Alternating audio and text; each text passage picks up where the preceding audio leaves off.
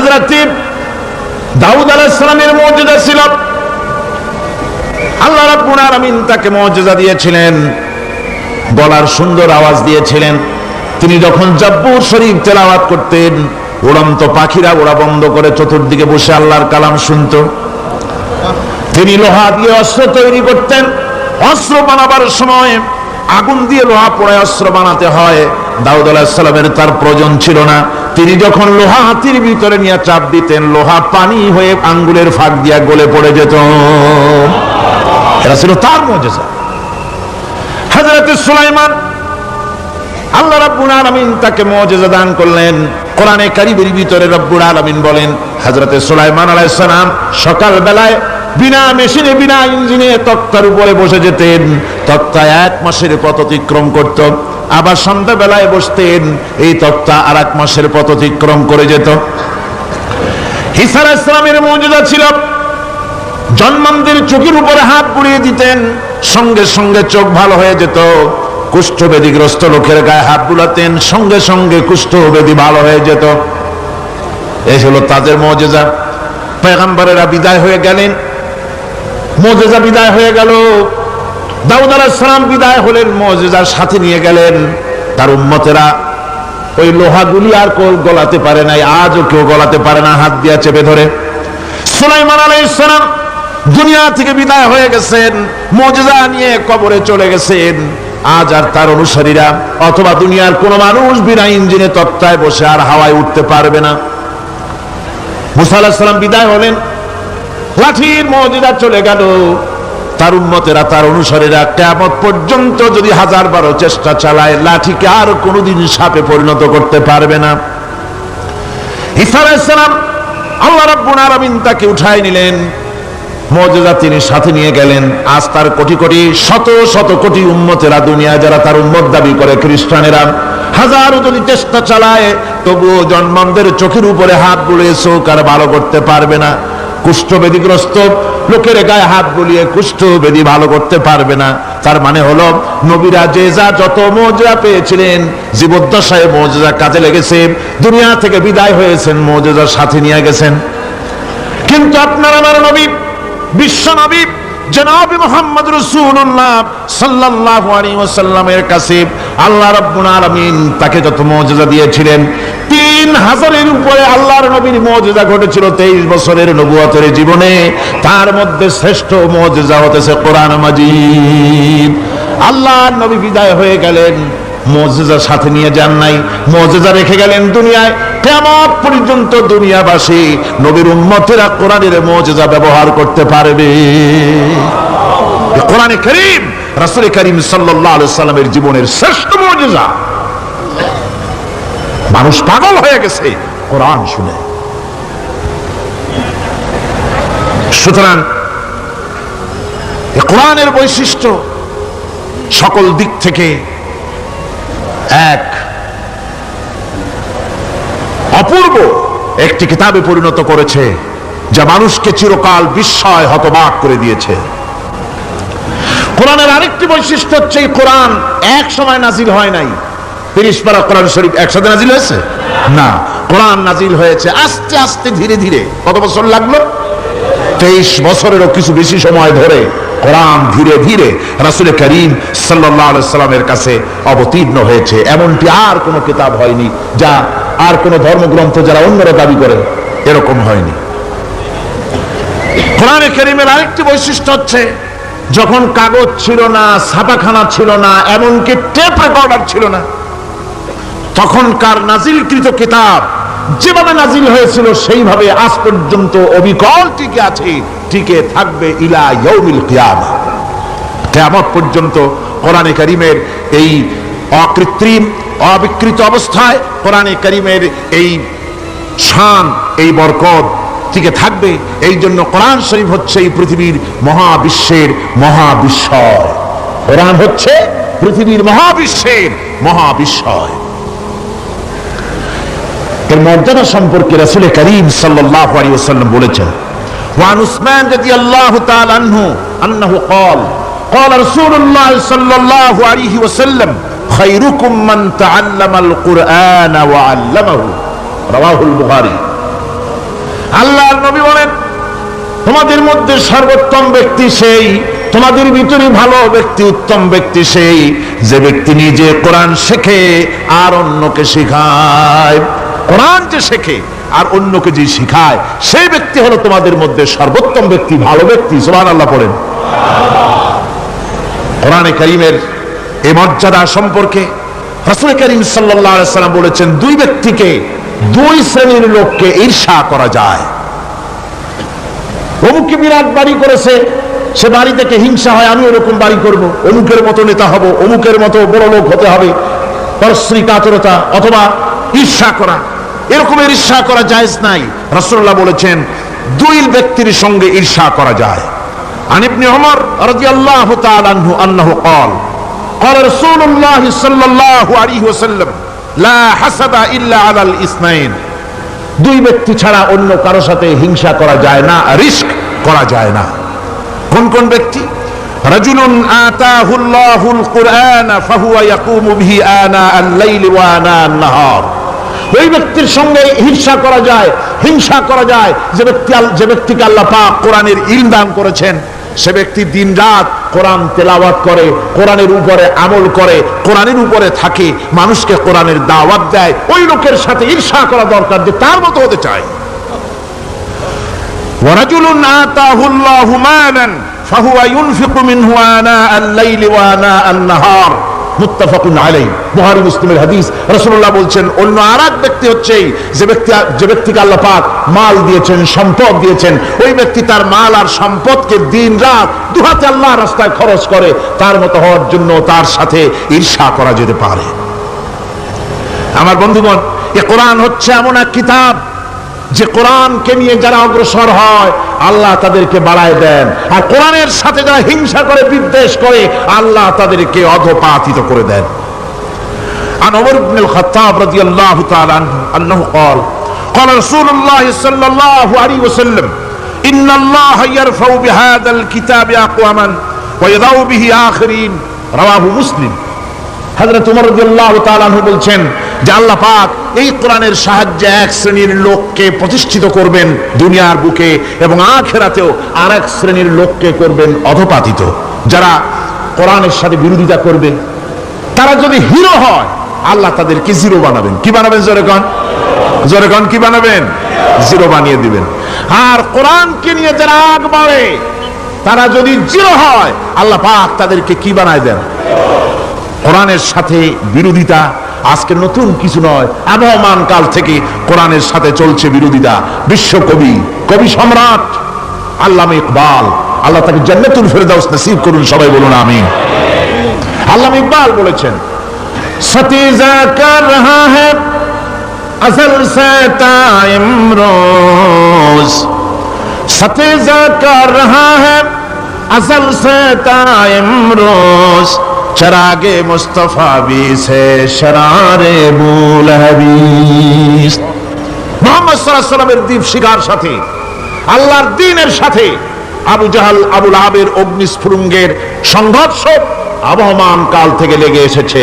কিন্তু ওদের এই অগ্নিস্ফুলিঙ্গের টক্কর লেগে মুহাম্মদ সাল্লাল্লাহু আলাইহি ওয়াসাল্লামের টিম টিম করে জ্বলে ওঠা এই প্রদীপটি প্রচন্ড ঝড়ো হাওয়ার মুখে, টর্নেডো আর গর্কির মুখে নিভে যায়নি, জ্বলছে, জ্বলবে কিয়ামত পর্যন্ত। এটাকে নিভাবার ক্ষমতা বিশ্বের কোনো মানুষের নাই। ফু দিয়ে কেউ যদি নিভাতে চায়, চেহারা শুদ্ধ, মাথা শুদ্ধ, পুড়ে ছাই হয়ে যাবে, কোরআনের আলোকে নির্বাপিত করতে পারবে না।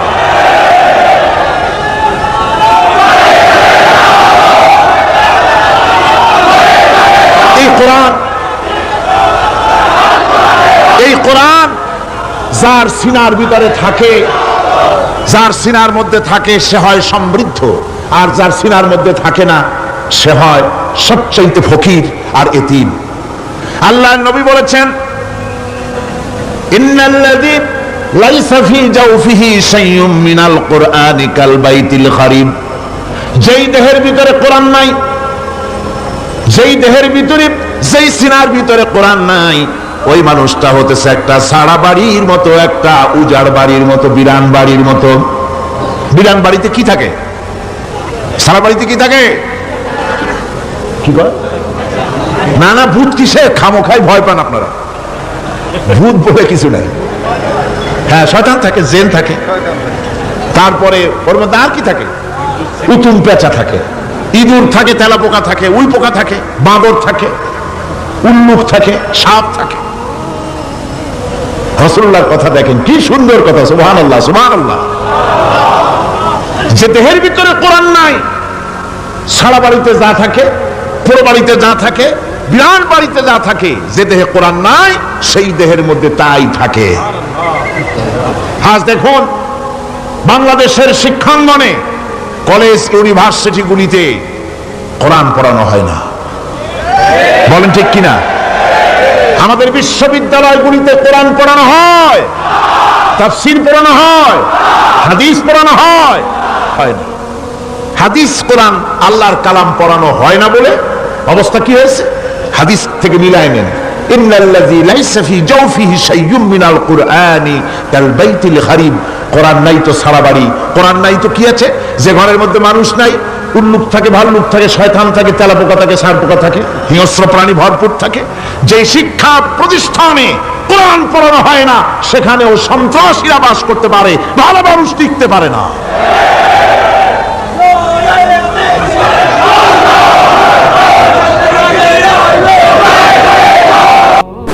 আল্লাহ রাব্বুল আলামিন বলেন, ওয়াতিলকাল আমসালু নাদরিবুহা লিন-নাস ওয়া মা ইয়াকিলুহা ইল্লাল আলিমুন।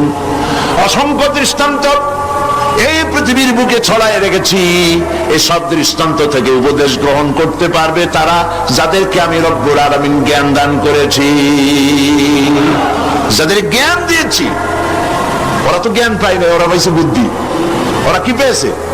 বুদ্ধি। আল্লাহ কোরআন শরীফে কোথাও বলেন নাই যে তোমরা আমার কাছে দোয়া করো, আল্লাহ আমার বুদ্ধি বাড়ায় দাও। আছে না এরকমের কথা? আল্লাহ কি বাড়াইতে বলছেন? আল্লাহ রাব্বুল আলামিন বান্দাদেরকে শিখায়েছেন, বান্দারা আমার কাছে দোয়া কর, রব্বি জিদনি ইলমা।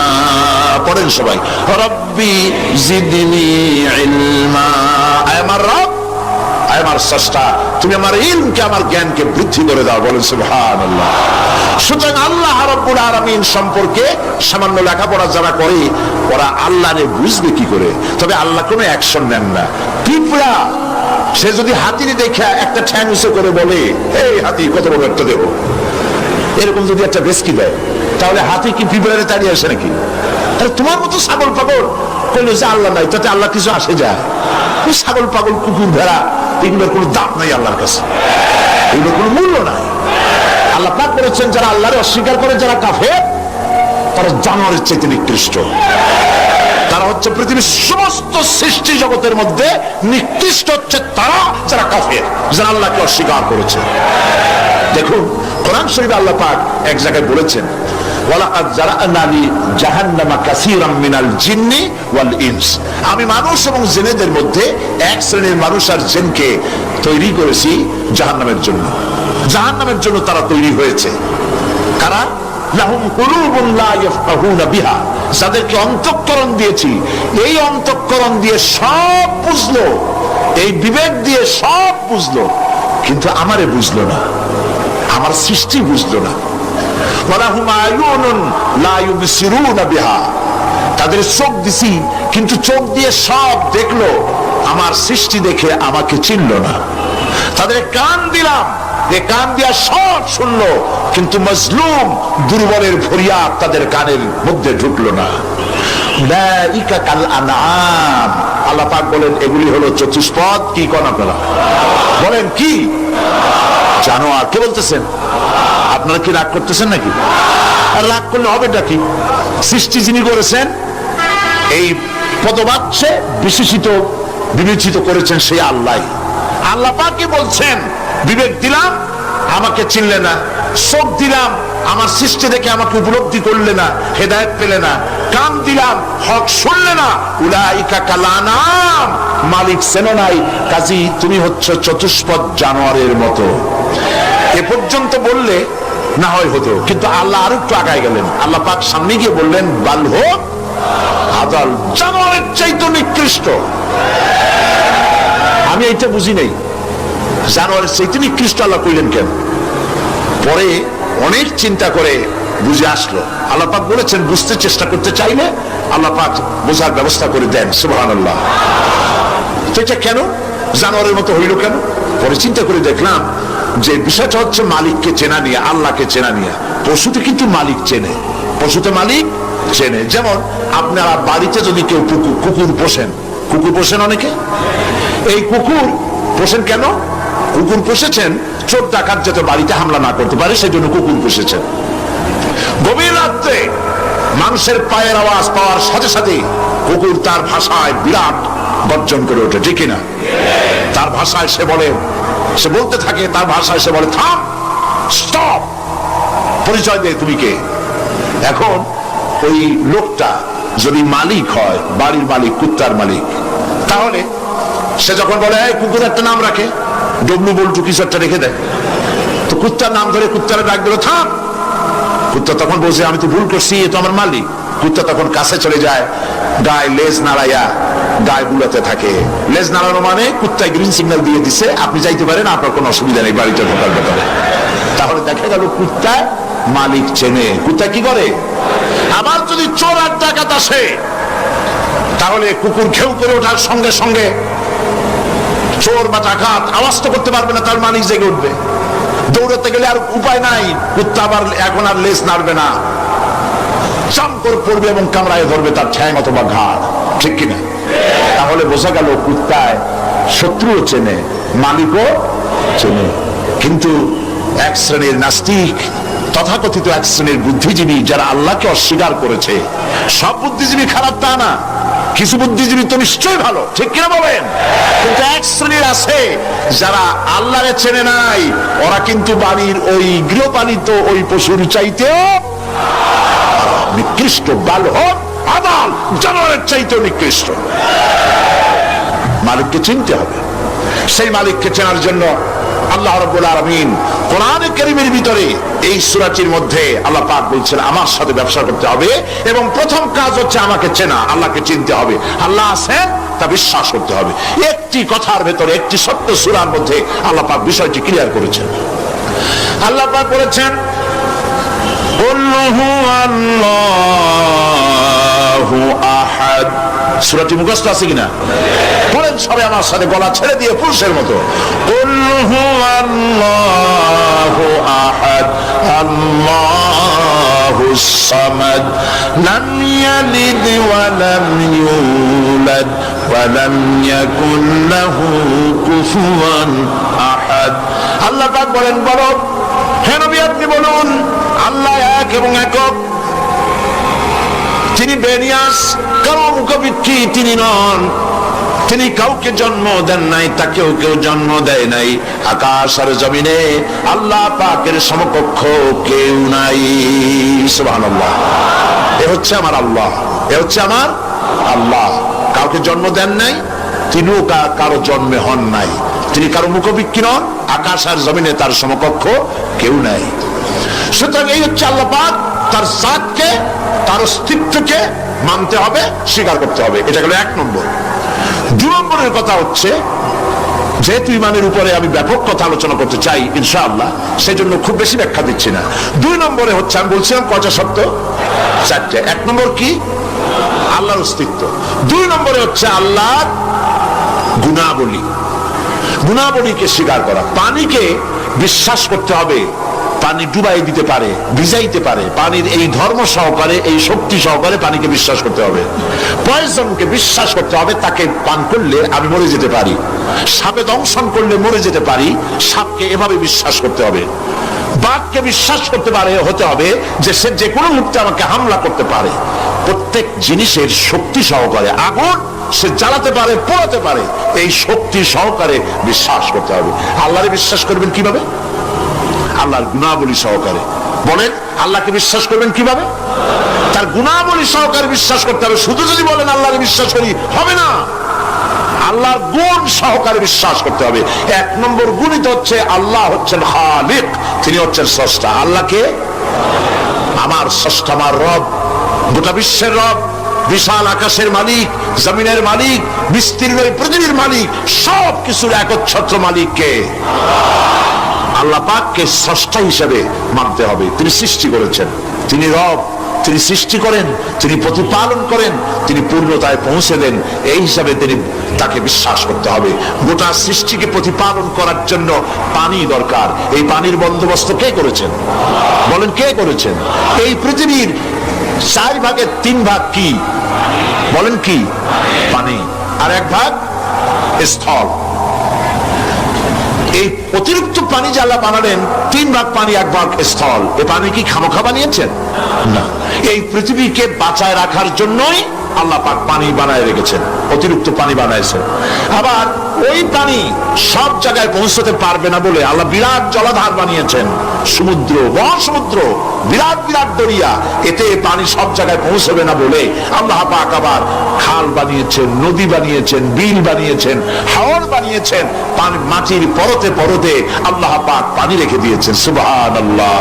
তারপরে এতেও হবে না, সেই জন্য আল্লাহ পাক আবার সমুদ্র থেকে পানিগুলি তুলে মেঘমালায় পরিণত করে বৃষ্টির আকারে ফোঁটা ফোঁটা পানি দিয়ে কোথায় কোথায় শুকনা একটা বালুকণা আছে তাকেও খুঁজে বার করে পানি দিয়ে আল্লাহ পাক সিক্ত করে দেন, ভিজায় দেন। হচ্ছে আল্লাহ। তার এই প্রতিপালনের শক্তি সহকারে, গুণ সহকারে তাকে বিশ্বাস করতে হবে। সবকিছুর স্রষ্টা তিনি, মালিক তিনি। ওই আল্লাহ রাব্বুল আলামিন, তার গুণাবলী সহকারে বিশ্বাস করতে হবে। তার গুণ হচ্ছে তিনি খালিক, তিনি মালিক, তিনি রাজ্জাক। সকলের খাবার তিনি পৌঁছান। কারো খাবার তিনি, পৃথিবীতে যত প্রাণী তৈরি করেছেন সকলের খাবারও তিনি তৈরি করে দিয়েছেন। আল্লাহ পাক বলেছেন, ওয়া মা মিন দাব্বাতিন ফিল আরদি ইল্লা আলাল্লাহি রিজকুহা। পৃথিবীর ভিতরে এমন কোন প্রাণী নাই, এমন কোন জীব নাই যার রিস্কের দায়িত্ব আমি আল্লাহ গ্রহণ করি নাই। সুবহানাল্লাহ। সকল প্রাণী জগতের খাবার কে তৈরি করেছেন? খাবার পৌঁছায়ছেন কে? একটা দৃষ্টান্ত দেই, যেহেতু আজকে এই বিষয়ে আমি বলবো না, একটা দৃষ্টান্ত দেই বোঝার জন্য। আপনারা মুরগির ডিম দেখছেন নিশ্চয়ই, অন্যান্য পাখির ডিমও দেখেছেন। এই ডিমের ভিতর থেকে বাচ্চা হয় ডিমের কোন অংশ দিয়ে? ভেতরের কুসুমটা দিয়েই কি হয় বলেন? বাচ্চা হয়। বাচ্চা যখন ডিমের ভিতরে হলো তখন তার প্রাণ আসছে। এই প্রাণ আসার পর, প্রাণ আসার সাথে সাথে বাচ্চার ক্ষুধার উদ্রেক হয়েছে। খাবেটা কি? ডিমের ভিতরে খাবার পৌঁছতে গেলে ডিম তো ফেটেই যাবে, বাচ্চা মরে যাবে। এখন খাবারটা দুনিয়ার কোন বিজ্ঞানী ডিমের পেটের মধ্যে, ডিমের মধ্যের বাচ্চাকে খাবার পৌঁছতে পারবে কি? তাহলে ওই ডিমের মধ্যে বাচ্চাটাকে খাবার কে দেন? কিভাবে দেন দেখছেন আপনারা? কুসুমের বাইরে যে সাদা অংশটা থাকে এটা হচ্ছে প্রোটিন, এটা হচ্ছে খাদ্য। যতদিন এই বাচ্চাটা কুসুমের ভিতর থেকে বাচ্চায় পরিণত হয়ে যতদিন ডিমের মধ্যে থাকা লাগবে, 18 দিন বা 19 দিন যতদিন থাকা লাগবে, ততদিনের খাদ্য ওর চতুর্পাশে রেখে দেওয়া হয়েছে। সবটুকুন খেয়ে খেয়ে যেদিন তার সবটা সাদা অংশ খাওয়া হয়ে গেল, তখন ঠোঁট দিয়ে পাতলা পর্দাকে ফাটায় দিয়া পৃথিবীর মাঝে বেরিয়ে আসে। এই বাচ্চাটির খাবার কে দিয়েছে? আল্লাহ পাক। সমস্ত প্রাণীর খাদ্য তিনি পৌঁছে দিয়েছেন, কোন জিনিস তিনি বাকি রাখেন নাই। আল্লাহকে বিশ্বাস করতে হবে, তিনি রাজ্জাক, তিনি খালেক, তিনি রব, তিনি স্রষ্টা। এই আল্লাহ পাকের যে 99টি নাম আছে, সমস্ত নাম হচ্ছে গুণবাচক নাম। এই গুণবাচক নাম দিয়ে তার গুণ সহকারে তাকে বিশ্বাস করতে হবে। গেল 2 নম্বর। কয়টা বলেছিলাম শব্দ? 3 নম্বর হচ্ছে আল্লাহ পাকের ক্ষমতা। আল্লাহরে বিশ্বাস করবেন ক্ষমতা দিয়ে। কি দিয়ে বিশ্বাস করবেন? ক্ষমতা দিয়ে। কি ক্ষমতা? আল্লাহ রাব্বুল আলামিন, তার ক্ষমতা হচ্ছে দিনকে রাত বানাতে পারেন, রাতকে দিন বানাতে পারেন, সাগরকে নগর বানাতে পারেন, নগরকে সাগর বানায় দিতে পারেন, পথের মানুষ ধরে, রাস্তার মানুষ ধরে প্রেসিডেন্ট বানায় দিতে পারেন, আবার প্রয়োজনে ফাঁসির মঞ্চে চড়াই দিতে পারেন। আল্লাহ রাব্বুল আলামিন জিন্দাকে মৃত্যু করেন, মৃত্যুকে জিন্দা করেন। সবকিছুর ক্ষমতা। ইন্নাল্লাহা আলা কুল্লি শাইইন কাদির। সমস্ত জিনিসের উপরে ক্ষমতা রাখেন কে? জোরে বলুন। সব জিনিসের উপর প্রচন্ড ক্ষমতার মালিক। এই ক্ষমতা অ্যাপ্লাই করার জন্য আল্লাহ রাব্বুল আলামিনের কোনো বাটন টেপা লাগে না, সেনাবাহিনী ডাকার দরকার হয় না। শুধু বলেন দুইটা অক্ষর, বলেন তো কি? মাশাআল্লাহ, আপনাদের ওয়াজ শুনেই মজা আছে, কারণ আপনারা বোঝেন। শুধু দুইটা অক্ষর, কোন হও, সাথে সাথে হয়ে যায়। এটার দুইটা ব্যাখ্যা আছে। একটা হচ্ছে যেটা আল্লাহ পাক এখনই চান সেটা কোন বলার সাথে সাথে তখনই হয়, আবার যেটা এখন চান না কিছু পরে, সেটার জন্য কোন বলার সাথে সাথে সেটার হওয়ার প্রক্রিয়া শুরু হয়ে যায়। সুবহানাল্লাহ। দেখেন না, এই যে ভারতের আনজার, ভুজ, আহমেদাবাদ, এইখানে আল্লাহ অবিশ্বাসী লোক যারা, তারা বলে প্রকৃতির লীলা খেলা। প্রকৃতি এটা কি কোনো জানোয়ারের নাম যা আল্লাহর অবাধ্য? আল্লাহ যা বলে তা শোনে না, এক জায়গায় কাঁপাই দিয়ে সব ভেঙে চুরে শেষ করে দেয়, অথবা বন্যা হয়ে সব ডুবাই দেয়। প্রকৃতি কোনো জানোয়ারের নাম নয়। আল্লাহ পাক যখন যা ইচ্ছা করেন, ফাআলুল লিমা ইউরিদ, যা খুশি তাই করেন। আল্লাহর ইচ্ছা হয়েছে বলেছেন। সঙ্গে সঙ্গে এ পর্যন্ত খবর যা পাওয়া গেছে, মৃতের সংখ্যা 2 লাখের উপরে। আল্লাহ পাক ইচ্ছা করলে সব জায়গায় এটা করে দিতে পারেন। আমি ভূমিকম্প কেমনে হয় আমি সেটা দেখেছি। আজ থেকে কয়েক বছর আগে ক্যালিফোর্নিয়া, আমেরিকার একটি স্টেট, লস অ্যাঞ্জেলেসে ভূমিকম্প হয়েছিল। ওই দেশে রাস্তা আছে 2 তলা 3 তলা 4 তলা, ফ্লাইওভার গুলি 3 তলা 4 তলা পর্যন্ত। এই দৃশ্যটা ওয়াশিংটনের নাসা, যেখানে মহাশূন্য গবেষণাগারের কয়েকটা অফিস আছে, তার একটি অফিস আছে ওয়াশিংটনে। সেইখানে আমাকে নেওয়া হলো এবং আমি দেখলাম বিরাট স্ক্রিন, সেই পর্দায় দেখানো হলো ভূমিকম্পের দৃশ্য। দরিয়ার ভিতরে পানি যেমন রোলিং হয়, তুফান হয়, এইভাবে করে যখন ভূমিকম্প শুরু হলো, তখন ক্যালিফোর্নিয়ার রাস্তাঘাট, মাটিগুলি, বিল্ডিংগুলি দেখতেছিলাম মাটির মধ্যে দরিয়ার মতো তুফান হচ্ছে এরকম করে। পাটিসাপটার পিঠা আপনারা দেখেছেন, বা ডিমের মামলেট দেখেছেন। এটা যেমন জড়ায় 2 তলা 3 তলা রাস্তাগুলি একটার পর একটা পেঁচাইয়া দুমড়ে মুচড়ে মুহূর্তের ভিতরে, 1 মিনিট তো নয়, কয়েক সেকেন্ডের ভিতরে সব শেষ হয়ে গেল, লন্ডভন্ড হয়ে গেল। এইখানে কোনোদিন মানুষের বসতি ছিল বলে তার কোনো প্রমাণ নাই, কিন্তু দুর্ভাগ্যজনক সত্য এই মানুষ এগুলি চোখে দেখে, তারপরেও বিশ্বাস করতে পারে না। কপাল পোড়া। এগুলো কি? কপাল পোড়া, বিশ্বাস করতে পারে না। ক্ষমতায় যে যখন থাকে তখন চতুর্দিকে অন্ধকার দেখে, মনে করে যে এ ক্ষমতা আর আমার হাত থেকে যাবে না, যা খুশি তাই করব। কিন্তু তোমাকে নিয়ন্ত্রণ করার আরেকজন আছেন কিনা? সেজন্য আল্লাহ পাক বলেছেন, ওয়ামুদ্দুহুম ফি তুগয়ানিহিম ইয়ামাহুন, আমি যারা সীমা লঙ্ঘন করে আমি ঢিল দেই, একশোটে ধরি না, ঢিল দেই, দেখি কতদূর পারো। এই জন্য তো ফেরাউন বেঁচে ছিল 950 বছর। কোন কিতাবে লেখা আছে 950 বছর হায়াত পেয়েছিল, জানি না কত বছর পাইছিল। 950 বছরের ভেতরে একদিন তার সর্দি হয় না। ও যেন বলতে না পারে যে যদি আমার অসুখ বিসুখ হইতো তাও তো আমি আল্লাহ তোমারে ডাকতাম। মানে মুনাফিক, কাফের, বেঈমান, অহংকারী। আল্লাহ সুযোগ দেন, পাপিষ্ঠকে সুযোগ দিয়ে দেন। এই কথা যেন বলতে না পারে যে আল্লাহ আর যদি 6টা মাস সময় পাইতাম তাহলে আমি ভালো হয়ে যেতাম। এরকমও সুযোগ দেওয়া হয় না। ঠিক আছে, করতে থাকো, দেখি কতদূর পারো। তারপরে যখন সীমা লঙ্ঘন করে করে একদম প্রান্তে এসে যায়, তখন দড়ির অপর প্রান্ত কার কাছে? ঘুড়ি যত উপরেই ওড়ে, ঘুড়ির লাটায় ওর পেছনে একটা সুতা আছে, সেই সুতাটা আর একজনের হাতে, ঠিক না? ঘুড়ি যতই মনে করুক যে আমি পাল্লা দিয়ে মঙ্গল গ্রহে যাব, যেখানে খুশি সেখানে যাব, ঘুড়ির এই অহংকার মিশে বেশি দূরে যেতে পারবে না, যেহেতু তোমার পেছনে একটা দড়ি আছে, সেই দড়িটা আর একজনের হাতে। এই দড়িতে যখন টান দেওয়া হবে, কাছে ফিরে আসতে হবে, যেখান থেকে উৎপত্তি সেখানেই ফিরে আসতে হবে। সুতরাং আল্লাহ পাকের এই প্রচন্ড ক্ষমতাকে বিশ্বাস করতে হবে যে তিনি বিরাট ক্ষমতার মালিক। ফকিরকে আমির বানান, আমিরকে ফকির বানান, আবার প্রয়োজনে ইচ্ছে করলে পথের লোক ধরে কেউ চেনে না কেউ সরে না আল্লাহ পাক ধরে নিয়ে বাদশা বানান, আবার যখন আল্লাহ নারাজ হন তখন ফাঁসিতে ঝুলায় দেন। পারেন কিনা? পারেন কিনা? প্রচন্ড ক্ষমতার মালিক তিনি। আল্লাহ পাককে বিশ্বাস করার জন্য চারটি শর্তের: আল্লাহর অস্তিত্বে বিশ্বাস, গুণাবলীতে বিশ্বাস, ক্ষমতায় বিশ্বাস, 4 নম্বরে হচ্ছে তার হুকুম এবং আহকামে বিশ্বাস। আল্লাহ পাক যেসব আদেশ করেছেন, নিষেধ করেছেন, সেগুলি মানতে হবে। আল্লাহ যা হুকুম করেছেন তা মানতে হবে, যা নিষেধ করেছেন তার থেকে ফিরতে হবে। তাহলে বোঝা যাবে যে আপনি আল্লাহকে বিশ্বাস করেছেন। আল্লাহর বিশ্বাস করি কিন্তু আল্লাহর আইন মানি না, এই বিশ্বাসের কোন দাম আছে? বলেন, দাম আছে? আল্লাহকে বিশ্বাস করি অথচ ইসলামকে বলি মৌলবাদ, ইসলামের কাজ যারা করে তাদেরকে বলি মৌলবাদী।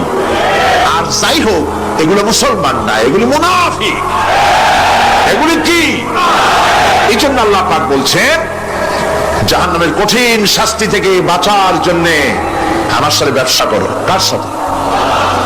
এই ব্যবসার মধ্যে 3টা পুঁজি: তুমিনুনা বিল্লাহি ওয়া রাসূলিহি ওয়া তুজাহিদুনা ফি সাবিলিল্লাহি বিআমওয়ালিকুম ওয়া আনফুসিকুম যালিকুম খায়রুল লাকুম ইন কুনতুম তা'লামুন। আমার সাথে ব্যবসা করো। সেই ব্যবসার পুঁজি হলো 3টি। পুঁজি কয়টা বলেছি? কয়টা? একটাও এখনো শেষ হয়নি। প্রথম বলেছিলাম আল্লাহর প্রতি ঈমান, 2 নম্বরে রাসূলের প্রতি ঈমান, 3 নম্বরে এখনই ভুলে গেলেন? জোরে বলেন কি? এখন আল্লাহর প্রতি ঈমান আনলে পরে উপকার কি কি কি উপকার হয় সেটা শোনার দরকার কিনা? ফায়দা ছাড়া তো মানুষ কাজ করে না, ফায়দা হইতে হবে, লাভ হইতে হবে। ঈমান, আল্লাহর প্রতি ঈমান আনলে অনেক লাভ। তার মধ্যে কয়েকটা লাভের কথা আজকে আমি বলবো ইনশাআল্লাহ। বলেন ইনশাআল্লাহ? বলবো কিনা? কয়েকটা লাভের কথা বলি, আমি আশা করি ফায়দা হবে ইনশাআল্লাহ। বলেন ইনশাআল্লাহ। 1 নম্বরের ফায়দা, আল্লাহর উপর ঈমান আনলে মুখস্থ করেন, কাগজ কলম থাকলে লিখে নেন, আর না হয় মনে রেখে দেন, মেমোরিতে ধরে রাখেন। আল্লাহর উপর ঈমান আনার 1 নম্বরের লাভ হচ্ছে আত্মমর্যাদার সৃষ্টি হয়। যারা আল্লাহর উপর ঈমান আনে তাদের আত্মমর্যাদার সৃষ্টি হয়, পার্সোনালিটি, শখসিয়ত তৈরি হয়। এমন শখসিয়ত হয়, শখসিয়ত মানে কি? পার্সোনালিটি। পার্সোনালিটি মানে কি? ব্যক্তিত্ব। ব্যক্তিত্ব তৈরি হয়। সে কোনো পাগল শ্রেণীর লোক হয় না, তার চলায়, তার বলায়, তার ওঠায় ব্যক্তিত্বের ছাপ ফুটে ওঠে। এই ব্যক্তিত্বের পরিস্ফুটনের কথা বিশ্বকবি বলেছেন। কে বিশ্বকবি? আল্লামা ইকবাল রহমতুল্লাহ আলাইহি। আল্লামা ইকবাল রহমতুল্লাহ আলাইহি তিনি বলছেন, खुदी को कर इतना बुलंद, खुदी को कर इतना बुलंद कि हर तकदीर लिखने के पहले खुदा पूछे बंदे को बता तेरी रज़ा क्या है। নিজের ব্যক্তিত্বের পরিস্ফুটন এভাবে করে তোলো, পার্সোনালিটি, শখসিয়ত এভাবে তৈরি করো যাতে আল্লাহ পাক তোমার তকদির লেখার সময় তোমারে জিজ্ঞেস করে, বান্দা তুই বল তোর তকদিরটা আমি কিভাবে লিখবো। সুবহানাল্লাহ বলেন। এটাই হচ্ছে ঈমানের প্রথম কথা। ঈমান জানে, তার মধ্যে মর্যাদার সৃষ্টি হয়, সে কোনো কিছুকে ভয় পায় না, আত্মমর্যাদা আসে। কারণ ঈমান আনার আগে, খুব খেয়াল করুন, ঈমান আনার আগ পর্যন্ত সে ভয় করত সাপকে, তাই সাপকে পূজা করত।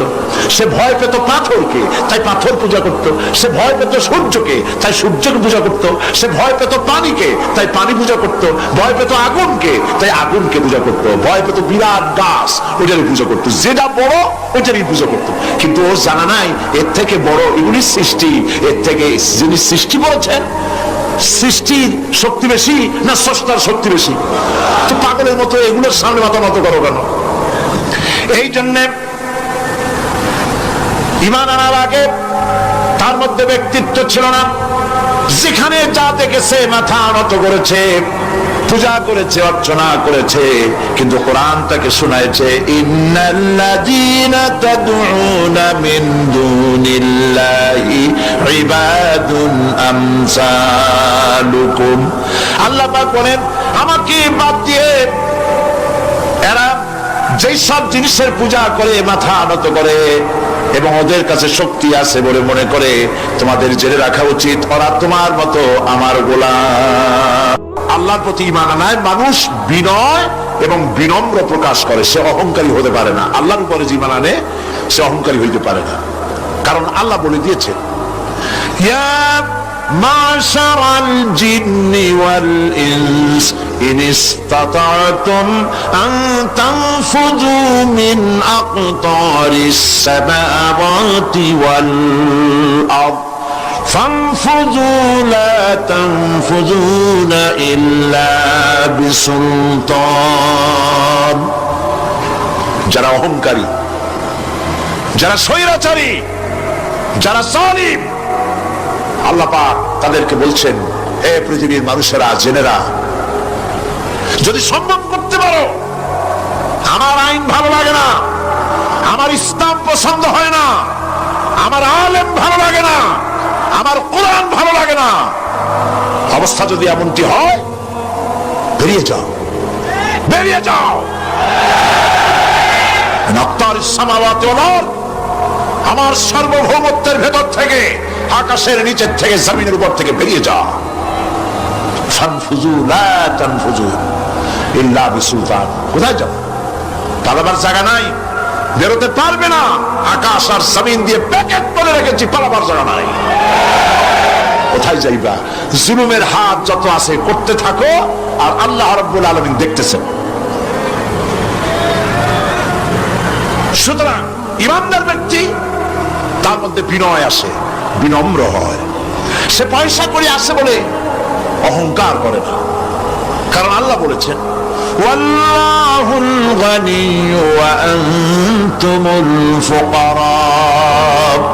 আল্লাহ সাফ বলে দিয়েছেন, আল্লাহই হচ্ছেন কারো মুখাপেক্ষী নন, সম্পদশালী। আল্লাহর কোনো সম্পদের অভাব নাই। ওয়া আনতুমুল ফুকারা, দুনিয়ায় তোমরা যা বাস করো সব ফকিরের গোষ্ঠী, কিছু নাই তোমাদের। তোমাদের জাতি খাইয়া শেষ করে ভালো, আর আমার কাছে যা আছে আমি শুধু দিতে থাকি, আর ভাণ্ড শুধু ভরাই থাকে, মোটেও খালি হয় না। সুবহানাল্লাহ। কাজী মোমেন বান্দা সে অর্থ এবং বিত্তের অহংকার করে না, বিদ্যার অহংকার করে না। অর্থ বিত্ত কত আছে তোমার, কয় টাকার মালিক? আল্লাহ যদি ইচ্ছে করেন, ব্রেনের ভিতরে যদি টিউমার ঢুকাই দেন, ব্রেনের একটা নার্ভ আর একটা নার্ভের সাথে জড়াই দেবেন, জায়গা হবে কোথায়? হেমায়তপুর। হেমায়তপুর কোথায়? কাশি, পাবনা। সুতরাং আল্লাহ পাক ইচ্ছে করলে এটা করে দিতে পারেন, পারেন না? খুব করতে পারেন।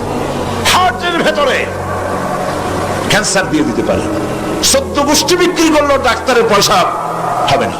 পারেন না আল্লাহ পাক? পারেন কিনা? পারেন। সেই জন্য যত বড় ধনী হোক, পয়সার মালিক হোক, আল্লাহর উপর ঈমান আনলে বলে যে গুণটা হয়, সে অহংকারী হয় না, বিনয়ী হয়।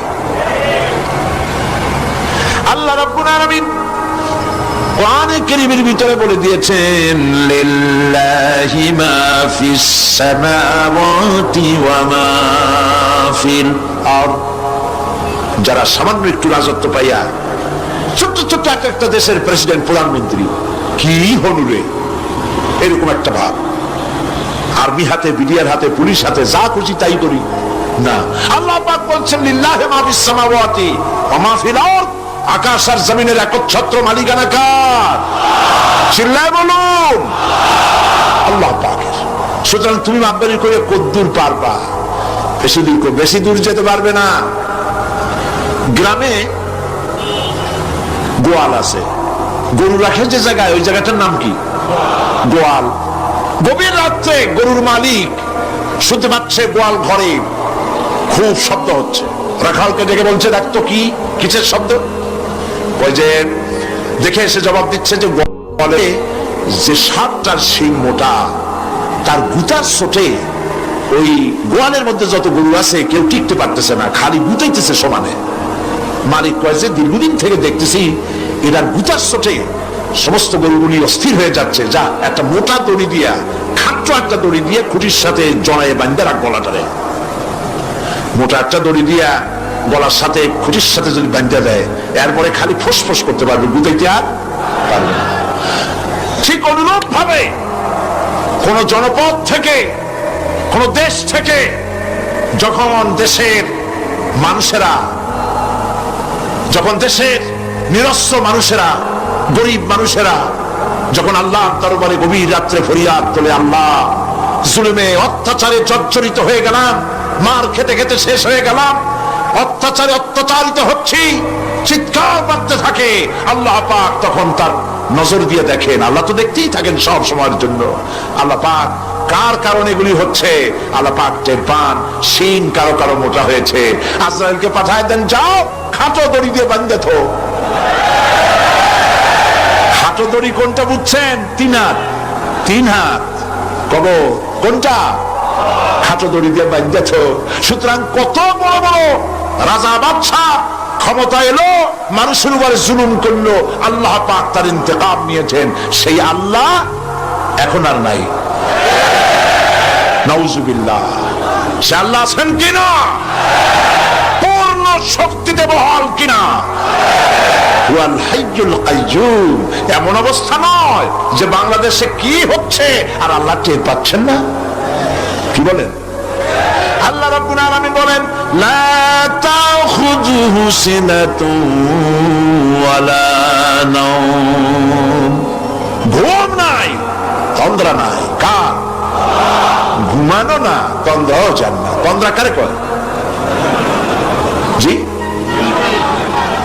ঝিমটি, জিমানি, যাই বলেন আপনারা বুঝে নিয়ে। ওই যে বসে বসে এরকম করে, আল্লাহ ওরকমও করেন না। ঘুমো নাই, তন্দ্রাও নাই। হযরত মুসা আলাইহিস সালাম বলছিলেন যে আল্লাহ তুমি নাকি ঘুমাও না। মুসা আলাইহিস সালাম তো খুব আদরের নবী, আল্লাহ পাকের খুব আদরের নবী, দারুণ আদর। আল্লাহ পাক বলছেন, মুসা আমি তোমারে আমার জন্য বানাইছি। সুবহানাল্লাহ। কোরআন শরীফে আছে, আল্লাহ পাক বলছেন, মুসা আমি তোমারে আমার জন্য বানাইছি। তোমাকে যখন তোমার মা দরিয়ায় ভাসায় দিয়েছিল, আমি তোমার বাক্সর দিকে তাকাইছিলাম। সুবহানাল্লাহ। আল্লাহ যদি বলেন আমি তাকাইছিলাম, সুবহানাল্লাহ। তোমারে আমার জন্য বানাইছি। সুতরাং হযরত মুসা আলাইহিস সালাম তিনি বলছেন আল্লাহ পাককে খুব আদরের নবী, তো আল্লাহ তুমি নাকি ঘুমাও না? আল্লাহ কয় তুমি বিশ্বাস করো না? হযরত মুসা আলাইহিস সালাম বললেন, আল্লাহ অবশ্যই বিশ্বাস করি, তবে বুঝি না বিষয়টা কি, বুঝি না কেমনে না ঘুমাই পারে, বুঝি না। আল্লাহ আচ্ছা ঠিক আছে, তুমি যখন বিশ্বাস করছো তখন আর অসুবিধা, বিশ্বাস না করলে মুসিবত ছিল। পয়গম্বর মানুষ, তাকে তো বলতেই হবে বিশ্বাস করি, তবে বুঝি না। আল্লাহ কাছে ঠিক আছে, বিশ্বাস যখন করো আমি বুঝাই দেবো। নিয়ে আসো 1 গ্লাস পানি। 1 গ্লাস পানি নিয়ে আসে, দাঁড়ায় থাকো। মুসা আলাইহিস সালামকে আল্লাহ বললেন পানি নিয়ে দাঁড়ায় থাকো, আর ঘুমের আল্লাহ করলেন মুসারে দাও। মুসা আলাইহিস সালামের ঘুম এসে গেল। ঘুমের আমেজে হাতটা শিথিল হয়ে গ্লাসটা পড়ে ভেঙে চুরমার হয়ে গেল। হযরত মুসা আলাইহিস সালাম ভয় পেয়ে গেলেন। আল্লাহ পাক শোনাই দিলেন, ভয়ের কোনো কারণ নাই, একটা পরীক্ষার জন্যই দিলাম, তোমার বোঝার জন্যই দিলাম। তুমি যেমন 1 গ্লাস পানি নিয়ে, একটা গ্লাস নিয়ে 1 মুহূর্ত দাঁড়াতে পারলে না, ঘুম আসলো আর হাত থেকে পড়ে গ্লাসটা ভেঙে গেল। মুসারে তুমি বুঝে নাও, তুমি জেনে রাখো, তাম সৃষ্টি জগৎ তোমার আল্লাহ, আল্লাহ রব্বুল আলামিনের হাতের মুঠার মধ্যে রয়েছে। আল্লাহ রব্বুল আলামিন যদি ঘুমায় যান, এই পৃথিবীর আকাশ এবং জমিনের সব ট্রাফিক কন্ট্রোল আল্লাহ পাক নিজেই করেন। যদি তিনি ঘুমায় যান, সব শেষ হয়ে যান। বাংলাদেশে কি হচ্ছে, পৃথিবীর কোথায় কি হচ্ছে তা আল্লাহ দেখছেন না? চিল্লায় বলো, দেখছেন না? সে আল্লাহ রব্বুল আলামিন তিনি পরিষ্কার করে বলছেন, যারা নাকি মুমিন বান্দা তারা অহংকারী হয় না, ক্ষমতায় থাকুক ক্ষমতায় না থাকুক, কোন অবস্থাতেই অহংকারী হতে পারে না। আল্লাহ পাক শুনাই দিয়েছেন, যারা অহংকার করে তাদেরকে পরিষ্কার করে বলেছেন, ওয়ালা তামশি ফিল আরদি মারহান ইন্নাকা লান তাখরিকাল আরদা ওয়া লান তাবলুগাল জিবালা তুলা ওয়া লা তামশি ফিল আরদি মারহা। খবরদার আমার জমির উপরে অহংকারের পথে পড়ে হেঁটো না। দেখছেন না কত আছে অহংকার করে হাঁটে, জমিনের উপরে জুতা পাই দিয়ে মচ মচ করে হাঁটতে থাকে। ওয়ালা তামশি ফিল আরদি মারহা ইন্নাকা লান তাখরিকাল আরদা। তুমি কি তোমার পদাঘাত দিয়ে আমার জমিনটারে ভাগায় দিতে পারবা? বলেন পারবে? যদি শক্তি থাকে দাও লাঠি, তোমার ঠ্যাং ভাঙবে, মাটির কিচ্ছু। ওয়ালান তাখরিকাল আরদা মা, তুমি আমার এই জমিনটাকে ধসাই দিতে পারবে না। আর ওয়ালান তাবলুগাল জিবালা তুলা, আর পাহাড়ের উচ্চতা লাফ দিয়ে তুমি ছাড়াই যেতে পারবে না। আমার জমিনও ফাটাইতে পারবে না লাঠি দিয়া, লাফ দিয়ে পাহাড়ের উচ্চতাও ছাড়াই দিতে পারবে না। তো এত লাফাও কেন? কম লাফাও, শক্তি কম দেখাও। আল্লাহ রাব্বুল আলামিন আবার বলেন ওয়া ইবাদুর রাহমানিল্লাযীনা ইয়ামশুনা আলাল আরদি হাওনা। আল্লাহর বান্দা যারা, সত্যিকারের বান্দা যারা, তারা দুনিয়ার বুকে বিনয়ের সাথে হাঁটে, মাথা নিচু করে বিনয়ের সাথে হাঁটে। সুবহানাল্লাহ আলহামদুলিল্লাহ। তুই আল্লাহর প্রতি ঈমানের সবথেকে বড় লাভ হচ্ছে আত্মমর্যাদা সম্পন্ন বানায়। ঈমান তাকে বিনয় এবং বিনম্র বানায়, অহংকারী বানায় না। আর অহংকার করে তুমি যাবা কই? কদ্দুর ক্ষমতা তোমার? আল্লাহ কোরআন শরীফের বহু আয়াত দিয়ে এই কথাগুলি বলেছেন। আর এটা গেল দুই। তিন নম্বরে আল্লাহর উপরে ঈমান আনার, আমি কি বলতেছি বলেন তো দেখি, ফায়দা।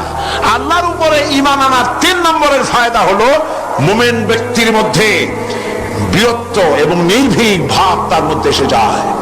সে নিজে মুজাহিদ, সে বীর, সে কাপুরুষ নয়। সুবহানাল্লাহ। আল্লাহর উপর ঈমানের কারণে বীরত্ব এবং নির্ভীকতার প্রশিক্ষণ তার মধ্যে তৈরি হয়ে যায়।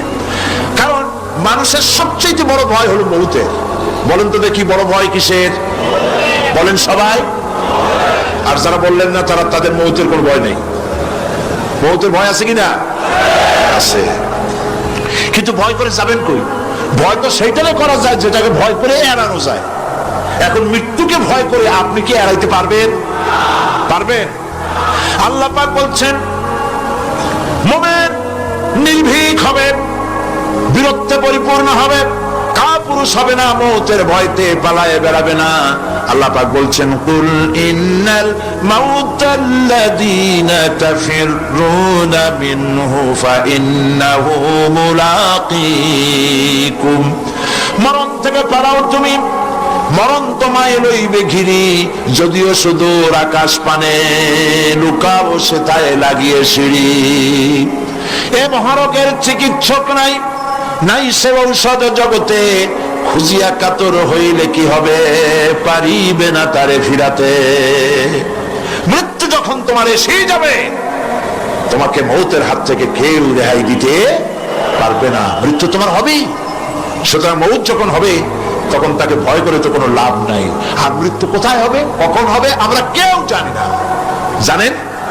ওমা তাদরি নাফসুম বিআইয়ি আরদিন তামুত। কোন মাঠে, কোন ময়দানে কখন মৌত হবে কারো জানা নাই। এই গত নভেম্বর মাসের শেষ দিকে আমি লন্ডন সফর করেছিলাম। এক ভাইয়ের কাছে শুনলাম, আমি অবাক হয়ে গেলাম। তিনি পত্রিকা দেখে আমাকে বলেছেন এক লোক 8 তলা থেকে 8 তলা বিল্ডিং এর ছাদের উপর পড়ে গেছে। 8 তলা বিল্ডিং এর ছাদের উপর পড়িয়া তার কিছু হয় নাই, হাত পাও ভাঙে নাই, মরেও নাই, খালি কিছু চামড়া টামড়া ছিঁড়ে গেছে।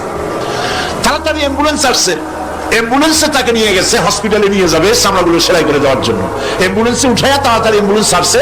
দরজা যেভাবে লাগাইছে দরজাটা ভালোভাবে লাগে নাই। দেখেন নাই মাইক্রোবাসে বা অ্যাম্বুলেন্সে অনেক সময় দরজা এরকম মারে, মারার পরে অনেক সময় লাগে না, যার জন্য ড্রাইভার বলে যে দরজাটা ভালো করে লাগায় নেন। ঠিক না? দরজাটা ভালো করে লাগে নাই।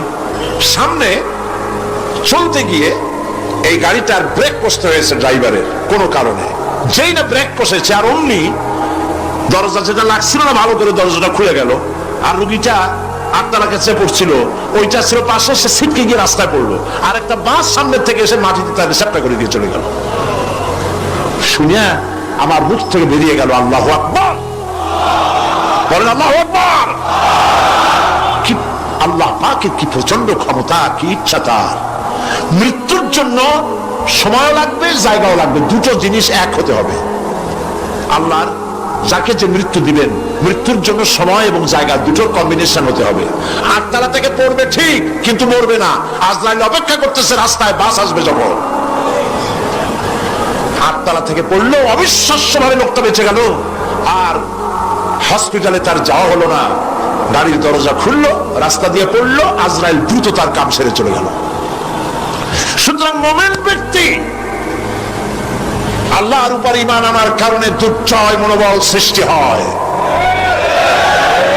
কাপুরুষ জীবনে কয়েকবার মরে, সাইকেলের টায়ার বাস্ট হয়েছে শুনে বেহুশ হয়, তারপরে ট্রাকের টায়ার বাস্ট হয়েছে শুনলে কানের তারা ফেটে যায়, বোম বাস্ট হয়েছে আওয়াজ শুনে হার্ট ফেল করে, পাতিসেলের ডাক শুনলে কোনো হুঁশই থাকে না। এই হচ্ছে কাপুরুষদের কাজ। আর ইমানদার ব্যক্তি এগুলি পরোয়া করে না। তার জানা আছে যে আমার নির্ধারিত সময়ের এক মুহূর্ত আগে আমার মৌত হবে না। তো মৌত যখন আমার জন্য অবধারিত, দুনিয়ায় আসছি যখন, মৌত যখন হবেই, সেই মৌত বিড়ালের মতো হোক তা কি চান? পাতিশিয়ালের মতো হোক তা কি চান? আমি তো বলি যে বিড়ালের মতো 500 বছর বেঁচে থাকার কোনো লাভ নাই। সিংহের মতো 5 মিনিট বাঁচুন। মির্জাফরের মতো 50 বছর বেঁচে থাকায় লাভ নাই। খালিদ বিন ওলীদের মতো, সিরাজউদ্দৌলার মতো বেঁচে থাকুন।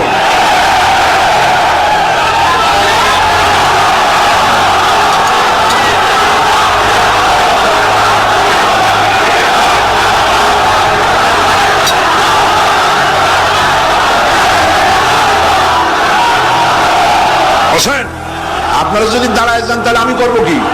বসেন বসেন।